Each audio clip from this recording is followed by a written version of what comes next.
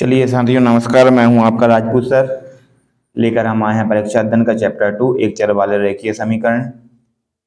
यदि आप ये मेरी पूरी वीडियो देख लेते हैं तो आप 80-90% आराम से ला सकते हैं, क्योंकि आपका 90% पेपर इसी में से आना है और बहुत बहुत ही सरल तरीके से हम इसको करने वाले हैं। निम्नलिखित में से सही विकल्प चुनकर अपनी उत्तर पुस्तिका में लिखिए। पहला क्वेश्चन है हमारा, निम्नलिखित में से कौन सा गणितीय कथन समीकरण है।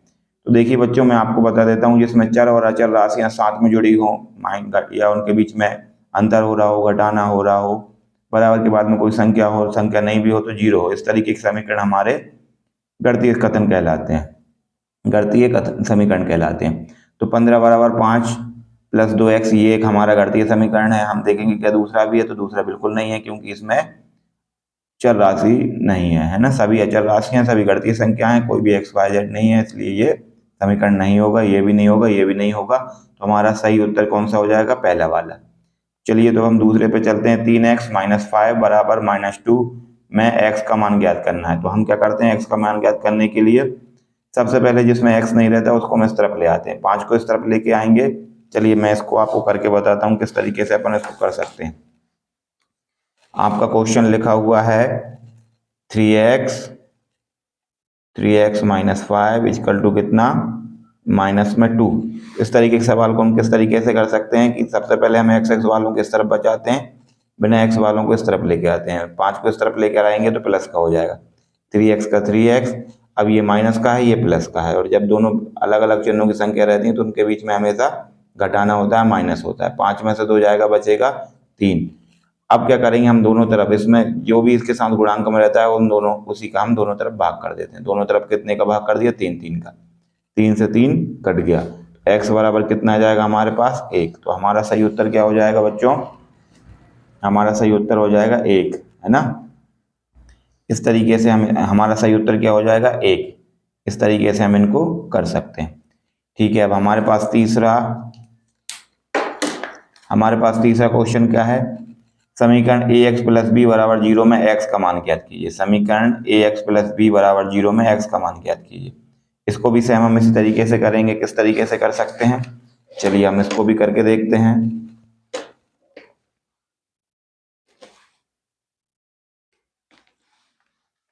हमारे पास दिया हुआ ax प्लस बी बराबर 0 में x का मान निकालना है। तो हम क्या करेंगे, एक्स वाले को एक तरफ बचा लेंगे, बिना एक्स वाले को दूसरी तरफ ले जाएंगे। इस तरफ भी आएगा तो काय का हो जाएगा? माइनस का हो जाएगा। अब हम एक्स बराबर माइनस बी, हमने कहा था जो भी एक्स के साथ गुणांक में रहता है हम उसका भाग कर देते हैं। दोनों तरफ हम कितने का भाग कर देंगे? ए का। ए से ए कट जाएगा, एक्स बराबर आ जाएगा माइनस बी अपॉन ए। ये हमारा उत्तर हो जाएगा। तो ये डी, तीसरे का कौन सा उत्तर हो जाएगा? डी। चौथे में भी हम इस तरीके से कर सकते हैं, 2 को हम इस तरफ लेके आएंगे, माइनस का हो जाएगा, है ना। ये चौथा क्वेश्चन कौन सा है हमारा? 3x प्लस 2 बराबर 13 में x का मान निकालना है। तो सबसे पहले हम 2 को इस तरफ लेकर आएंगे। किसको लेकर आएंगे? हम 2 को। चलिए हम इसको देख करते हैं। हमारा क्वेश्चन लिखा हुआ है 3x प्लस 2 बराबर 13, यही लिखा हुआ है हमारे पास। तो हम क्या करेंगे, 3x 13, 2 इस तरफ आया, माइनस के 2 हो गए। 3x का 3x, 13 में से 2 गए, बचे 11।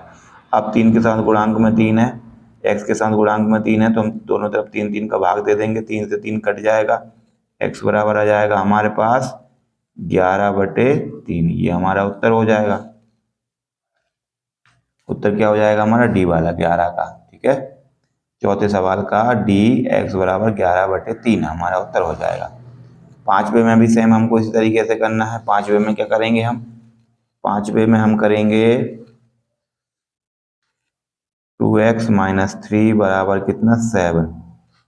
2x का 2x, अब 7 का 7, 3 इस तरफ आ जाएगा, काय का हो जाएगा? प्लस का हो जाएगा। 2x का 2x, 7 में 7 और 3 कितना? अब देखिए इस तरफ ये माइनस का था, इसलिए इस तरफ आ गई है प्लस का हुआ 3। 7 और 3 कितना हो रहा है? 10। x बराबर कितना आ जाएगा? 10। 2x बराबर, तो हमारे पास क्या लिखा हुआ है? 2x बराबर 10 लिखा हुआ है। हमारे साथ x के साथ जो गुणांक में रहता है उसी का हम भाग करते हैं। 2 से 2 काट दिया, 2 एकम 2, 2 पंजे 10। x बराबर कितना आ गया? 5। यह हमारा उत्तर हो जाएगा। तो 5वें का हो जाएगा हमारा, 5वें का उत्तर हमारा क्या हो जाएगा, सी वाला हो जाएगा। इस तरीके से हम इन सवालों को कर सकते हैं। ठीक है, ये इनमें से पक्का आपका एक क्वेश्चन विकल्प के रूप में बोर्ड एग्जाम में आने वाला है। एक चर वाले रेखीय समीकरण के हल होते हैं। एक चर वाले रेखीय समीकरण के कितने हल होते हैं? एक चर वाले के केवल एक ही हल होगा, दो चर वाले के दो हल होंगे, तीन चर वाले के तीन हल होंगे। एक चर वाला, तो इसलिए हमारा उत्तर छठे का कौन सा हो जाएगा, बी वाला हो जाएगा। एक चर वाला रेखीय समीकरण है, इसमें हमें एक चर वाला रेखीय समीकरण छांटना है। तो एक चर वाले में क्या रहेगा, एक चर रहेगा मतलब एक एक्स रहेगा। इसमें तो एक्स और वाई दो चर हो गए, इसमें भी एक्स वाई दो चर हो गए, इसमें एक्स की पावर 2 है, मतलब एक्स कितनी बार हो गया, दो बार हो गया। तो इसलिए ये भी नहीं रहेगा, केवल एक चर रहेगा। एक चर माने जिसका मान चेंज हो सकता है, वो हमारा कौन सा है, 7 बाय 3m बराबर 5m माइनस 8/5 का हल होगा। इसमें हमें क्या करना है, इसमें हमें एम वालों को एक तरफ कर लेना है। चलिए ये अच्छा क्वेश्चन है, इसको अपन करके देखते हैं। हमारे पास क्या लिखा हुआ है, हमारे पास लिखा हुआ है क्या, 3m equal to 5m minus 8/5, यही लिखा हुआ है। 3m का हमने लिख दिया 3m, 5m इस तरफ आएगा, 3m का क्या लिख दिया हमने 3m, 5m इस तरफ आएगा, काय का हो जाएगा, माइनस का हो जाएगा, बराबर में माइनस के 8/5 लिखा हुआ है। इससे हम बिल्कुल भी नहीं बोले, जैसे का तैसा लिख लिया, हम केवल 5m को इस तरफ लेकर आए। अब ये माइनस का ही है, प्लस का तो माइनस हो जाएगा, 5m में से 3m जाएगा, क्या बचेगा, 2m बचेगा, इक्वल टू माइनस 8/5 का 8/5। इस तरफ भी माइनस है, इस तरफ भी माइनस है, तो हम माइनस से माइनस को काट देंगे। हमने कहा है कि जो भी m के साथ गुणांक में रहता है उसका हम भाग कर देते हैं। इस तरफ दोनों तरफ हम कितने का भाग कर देंगे, 2 से भाग कर देंगे। 2 से हमने 2 को काट दिया, 2 से हमने 2 को काट दिया है, और m बराबर कितना हो जाएगा हमारे पास, 8/5 मल्टीप्लाई 2 हो जाएगा। 2 से हमने 8 को काट दिया, 4 आ जाएगा, तो हमारा उत्तर आ जाएगा 4/5। हमारा उत्तर कौन सा सही हो जाएगा, डी वाला, 4/5 हमारा उत्तर सही होगा। हम इस तरीके से इन सवालों को कर सकते हैं।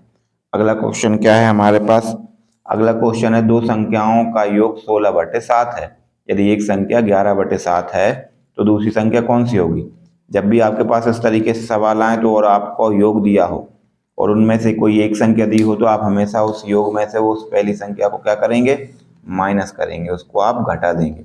आपको दोनों संख्याओं का योग कितना दिया हुआ है, दोनों संख्याओं का योग हमें दिया हुआ है 16/7, जिसमें से एक संख्या हमें क्या दी हुई है, एक संख्या दी हुई है 11/7। जब भी आपको, जैसे मैं आपसे कहूँ कि आपको दो संख्याओं को जोड़ने पर 25 आता है, एक संख्या 13 है, तो दूसरी संख्या क्या होगी, मैंने दोनों संख्याओं का योग कितना बोला, 25, और उसमें से एक संख्या आपको बोली क्या, 13, तो आप 13 को ही माइनस कर दो।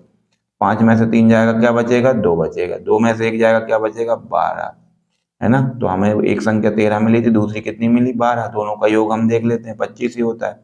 इस तरीके से हम इन सवालों को निकाल सकते हैं। यहाँ पर आपको क्या दिया है, यहाँ पर आपको दिया है कि दो संख्याओं का योग 16/7 है, दो संख्याओं का योग 16/7 है, और पहली एक जिसमें से एक संख्या 11/7 दी हुई है, 11/7 दी हुई है, तो आप उसी को घटा दो, है ना, उसको आप माइनस करोगे तो आपको जो नंबर आपको चाहिए वो मिल जाएगा। इन दोनों का जब डिनोमिनेटर यानी कि हर समान रहता है तो हम इनको एक ही बार लिख लेते हैं, लिख लिया, और 16 में से हम 11 को क्या करेंगे, माइनस करेंगे। 16 में से 11 जाएगा, क्या बचेगा, 5 बचेगा, 7 का 7 बचेगा, ये हमारा आंसर हो जाएगा। 90 का कौन से वाला हो जाएगा, सी वाला हो जाएगा, है ना। क्यों हो जाएगा, क्योंकि हमने जो दोनों का योग था उसमें से पहली संख्या को घटा लिया, तो हमें से दूसरी संख्या हमको निकल कर आएगी। 3x + 5 बराबर x - 2 का सरलतम रूप लिखना है। आप 3x + 5 बराबर x - 2 का सरलतम रूप लिखिए। इसमें भी आपको क्या करना है, x वालों को एक तरफ कर लेना है और बिना x वालों को एक तरफ कर लेना है। तो चलिए हम इसको करते हैं। हमने क्या देखा, 3x + 5, क्या लिखा हुआ है हमारे पास, 3x + 5 बराबर में क्या लिखा हुआ है, x - 2, यही लिखा हुआ है हमारे पास। तो इसमें हम क्या करेंगे, x वालों को एक तरफ कर लेंगे, 3x इस तरफ था, इस तरफ ही लिखा रहना। देखिए ये x उस तरफ था, बराबर किस तरफ आएगा, काय का हो जाएगा, माइनस का हो जाएगा। माइनस के 2 यहाँ पर पहले से लिखे हुए हैं। 5 इस तरफ प्लस का था, बराबर किस तरफ जाएगा, काय का हो जाएगा, माइनस का हो जाएगा।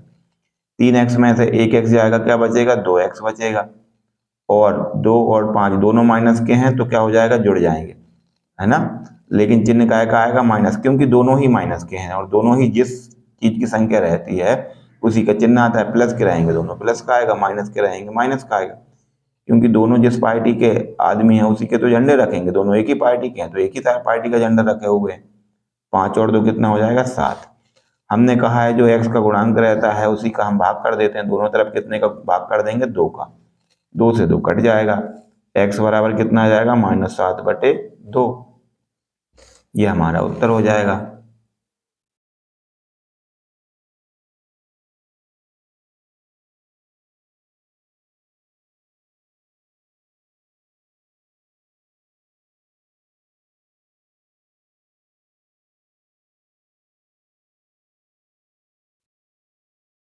चलिए इसको तो पहले ही खत्म कर दिया गया है तो हम